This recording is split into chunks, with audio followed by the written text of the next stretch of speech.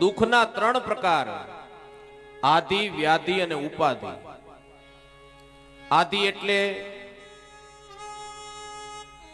વસ્તુના અભાવમાં માણસને દુઃખ થાય એને કહેવાય આદિ. ગાડી નથી, બંગલો નથી, મોટર નથી, પૈસા નથી, સંપત્તિ નથી. વ્યાધિ એટલે શરીરની અંદર રોગ થાય અને જે પીડા થાય એને કહેવાય વ્યાધિ. અને ઉપાધિ એટલે હોવા છતાં પણ માણસ દુખી થાય એને ઉપાધિ કહેવાય. દીકરા હોય પણ સાચવે એવા ન હોય તો હોવા છતાં પણ દુખી છે.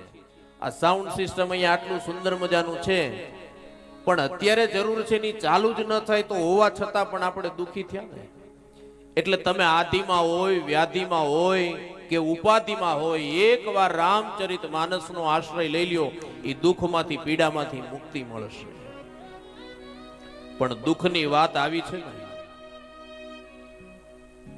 ત્યારે મારે એક વાત કરવી છે. આજના યુગની અંદર માણસ દુખી થાય છે ને એના ત્રણ કારણો છે.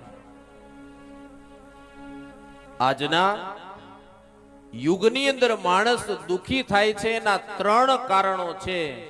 એક સ્વભાવ, બીજો પ્રભાવ અને ત્રીજો અભાવ. આ ત્રણ કારણથી માણસ દુખી થાય છે. ફરીવાર કહું, એક સ્વભાવ, કા આપણો નડે છે ને કા બીજાનો નડે છે. બીજું પ્રભાવ, કોઈના પ્રભાવને આપણે સહી નથી શકતા.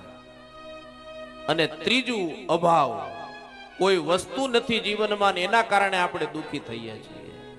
દુઃખના ત્રણ પ્રકાર છે.